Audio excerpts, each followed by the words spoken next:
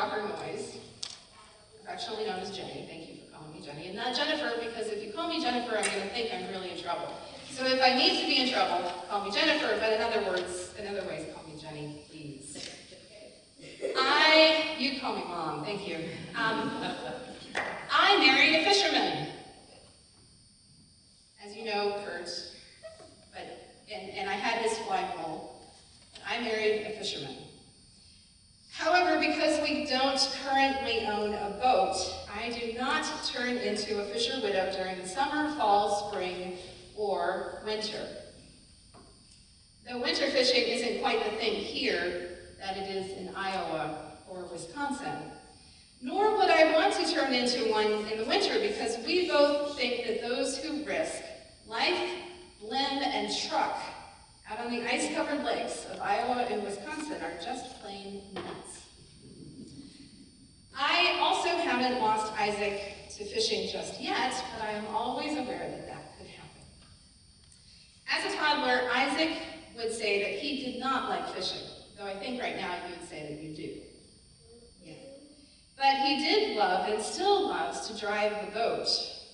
And his idea of driving was to crank the wheel to one side or the other and drive in circles. Very, very dizzying circles. Now, before meeting Kurt and before I learned of his prolific fishing experience and love of the sport, my extent of spending time with fish, including a fishing excursion when I was 2, which I actually remember. And I was more interested in playing with the rainbow trout in the bucket than I was in experiencing any part of the fishing pole or gear. I also had numerous trips to the aquariums and a couple of times where my toes were nibbled by fish while sitting at a dock on a lake. But my version of catch and release is to catch and release the spiders that I find in my house. I do not squish spiders. I am also not one to run out into the garden on the first good fishing day of the year in search of the biggest worm that I could find, so that I could force a fish hook through its slimy body for the joy of catching some poor fish on the end of my line. So invite me to go golfing, but I'm not sure if I'm going to actually go fishing with you. But Kurt is a fly fisherman, and Kurt was quite tickled to learn while we were dating that we both have a love of watching a river runs through it more times than we can count. If you haven't seen the movie, take the time to see the movie. Of course, it's about a Presbyterian minister too, but you know.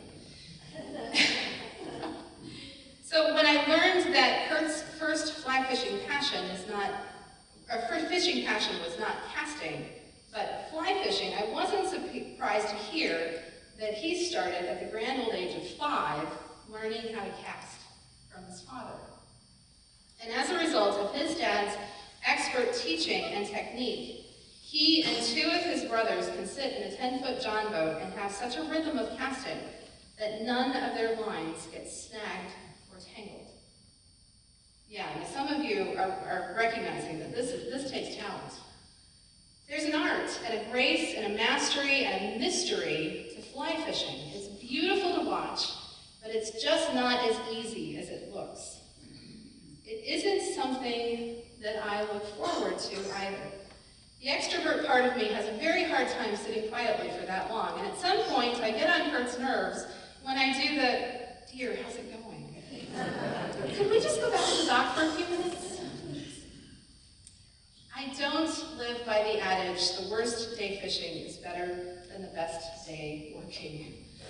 I enjoy my job too much. Fishing just isn't my thing. I can do it once a season, maybe a few times, but I also like to have a good book along for the ride instead. Now, fishing these days is all about preparation. It's about having at hand the right worms, lures, line, hooks, jigs, spinners, weights, crankbaits, poppers, leaders, snaps, swivels, clippers, and pliers. Or so I'm told. And aside from preparation, there's also a lot of waiting and a lot of disappointment, especially when the fish takes off with your very favorite lucky lure, or something like that.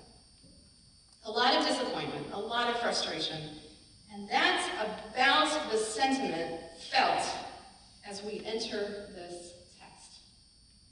The disciples have been fishing all night with no avail. They are tired, they are disappointed, there's been so much change, so much upheaval, that they just want to go home. So put yourselves in the disciples' place for a moment.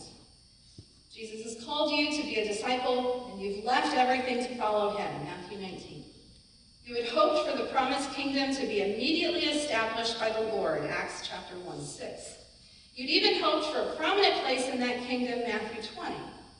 Instead, he is put to death and 3 days later raised from the dead, which demonstrated by the many convincing proofs, Acts 1:3, and he has appeared to you and many others, and yet the questions in your mind, if you are thinking as a disciple were at the time, would probably be numerous. What's going to happen next? Is the kingdom to begin now? What does it mean to be a disciple now? What does Jesus want me to do now? If I were to go out and preach, what would my message be? If I am not to preach, what am I to do? It was out of this frustration that Peter probably decided to drop everything and go fishing. Faithful procrastination at its finest. What else is there to do? Several of the other disciples may have felt the same way. Going fishing was just something they knew, and it was better than just sitting around wondering what to do next. But things change, and there stands Jesus. His call to them is to go back out and try again. And he gives them instructions as to the next step. He tells them to put the nets on the right side of the boat, and they follow his instructions. In Luke, the similar story is rightly called the commissioning story. And this appearance to the disciples is the fourth resurrection in John. But here in John, in this setting, we experience a recommissioning of sorts. And the amazing thing to me is the disciples went back out and they didn't know who Jesus was. It's like a bad movie when one of the characters appears in a small mask and nobody recognizes them. Except Jesus wasn't wearing a mask, and it wasn't their desperation for a catch, a love of the task, a desire of success, or the darkness. We don't know. But whatever it was, they listened, and they found huge success, and their nets were overflowing. They catch 153 fish. You may ask why that number. We don't know. Many have guessed to be simply that it implies all of the community of believers. It could just also imply a very large catch. But they have breakfast with the man that they now recognize as Jesus. And it's a Eucharistic event despite the lack of wine and that no Eucharistic celebration consisted of fish previously. But it is at this meal that they receive that recommissioning. They are reminded who they are and what they were originally called to be. They are challenged to get back in the boat and try again in more ways than one. Following the call of Jesus means putting your nets back into the sea even though you are tired and have had no success. It means knocking on another door even though you are hoping against hope that no one will answer. It means responding to the call of discipleship that we experience at our baptism over and over and over again. It means growing into this our entire lives long. And this is the kind of text that allows for some creative discussions of what church and ministry might look like if we dropped our nets on the other side and if we really followed Jesus in a different way. But you need to be attuned to your particular community to be true to what this call might look like lived out in such a context. Mark Twain once wrote, "You can't depend on your eyes when your imagination is out of focus." And when we have been overwhelmed in living, we can't depend on what we want, but rather must seek what God wants. Just as Jesus was waiting on the shore for Peter and the others, he's waiting to help refocus us. To paraphrase Mark Twain for the church, It's hard to depend on your eyes when your faith is out of focus. The grace of another day brings with it a challenge to change. Now, at Presbyterian, I was given a set of chimes for the church. They're free. They were given to the Presbyterian by a church that had closed, and there was a notice in the Presbyterian newsletter. First call gets them. I called and I said, I want them. And they said, they're yours. I said, oh, yes. Because I love playing bells. And I love playing bells with four. When I was a kid, I got a chance to learn how to do four bells. And it was really cool. So I thought it would be really cool to introduce you all to chimes.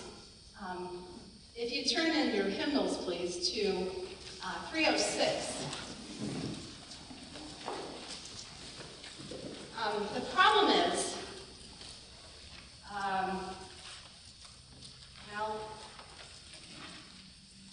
problem is, when one person does the chimes, I can only play one note at a time.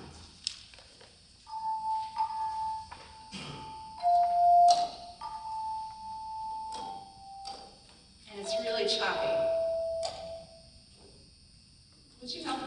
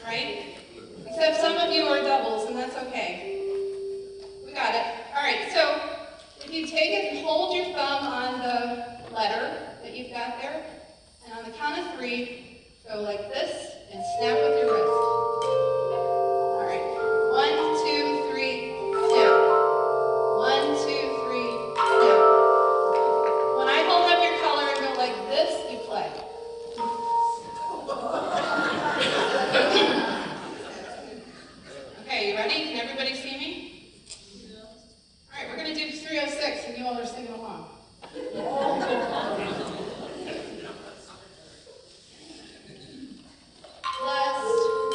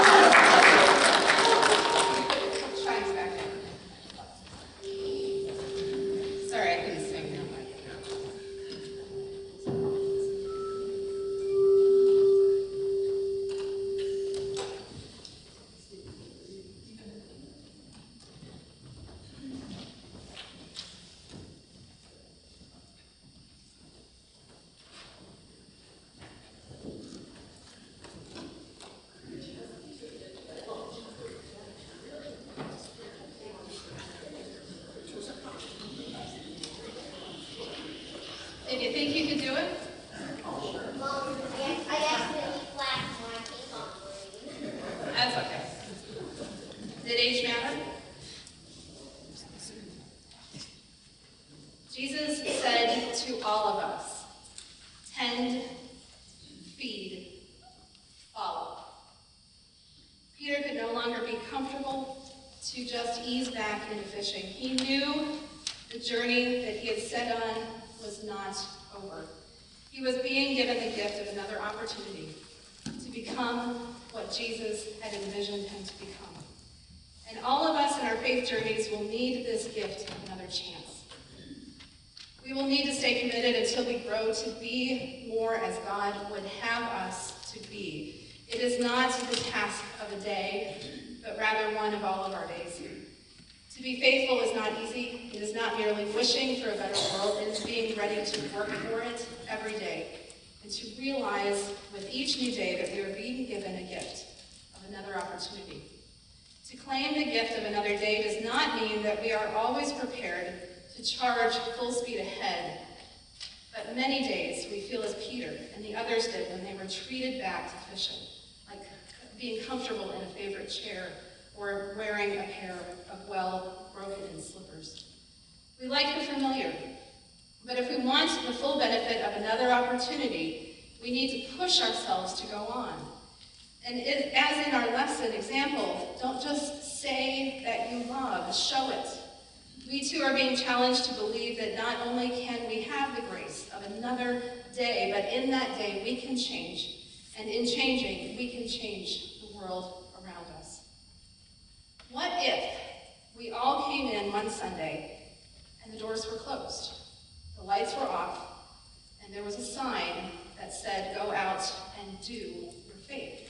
There will be other days to come in and be faithful. Are we being all that we are called to be by only being and by not doing? The call that Jesus is noting is threefold. The call to have the sheep is one of being active. There is no passive engagement here because Christianity is not a spectator sport, and the church is not where discipleship is passive and passed off to someone else. And because the threefold call is also the threefold commission, this miraculous event did more than reaffirm the calling of the disciples to be fishers of alive people, which we talked about a few months ago. It also assures them that their Lord would be present with them in this endeavor, though not in his former physical manifestation. It promised them Christ's guidance, the power to accomplish the task of being disciples actively engaged in the world that needed them, but also with a world that would not make their journey or their task an easy one. Drop the nets. Leave the boats. Get out of your comfort zone. Do something in a different way. In today's language, Jesus might say, do you love me? Yeah. So what are you going to do about it? What are we going to do about it? Jesus said to all of us, tend, feed,